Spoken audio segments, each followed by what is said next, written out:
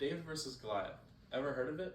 Something similar happened back in 2018 when me and the rest of my football team had to go down to Vero Beach, Florida and play Vero Beach High School, who was 11-0 and the number one team in the state of Florida.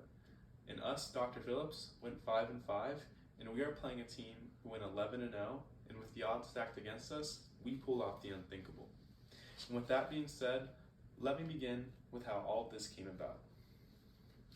My team went 5-5 during the regular season, barely squeaking into the playoffs, only making it because we went undefeated in our district. And we somehow won in the first round of the playoffs, beating a team out of Port St. Lucie, Florida in overtime, which no one was expecting us to win that game. And going into the second round of the playoffs, we knew we were going to have to play Vero Beach. And we didn't think we had any chance, given they are the number one team in the state of Florida, and we're just a nobody. Many news outlets were projecting us to lose by 1, 2, 3, and even 4 touchdowns this game, which is a lot. And practicing hard all week, we still knew, with all this practicing, we still didn't have a chance against Vero Beach.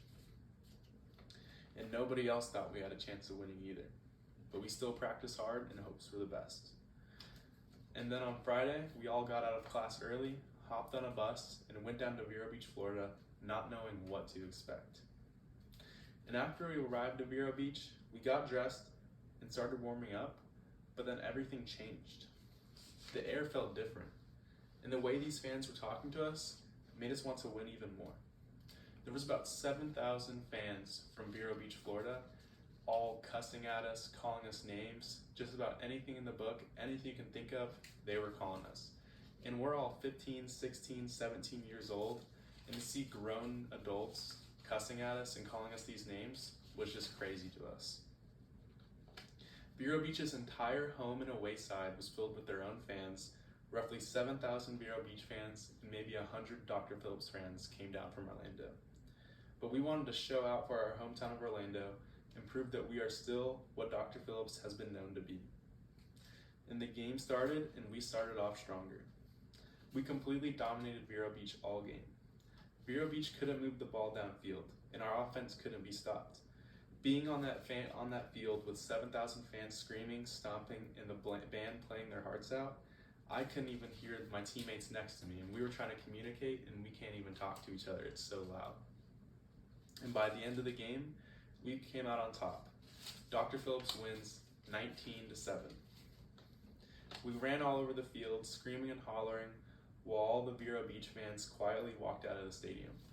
And that was one of the best feelings I've ever had in my life, seeing all those Vero Beach fans looking all depressed and sad, walking out of that stadium after spending 2.5 hours yelling and screaming at us. And in the end, we didn't think we had any chance against a school like Vero Beach. 11-0, number one team in the state of Florida. But I learned real quick that in life, anything can happen. It wasn't 5-5 versus 11-0. It was 0 against 0. The real question was, who had more heart? And that night, it was us. And that's why we came out on top.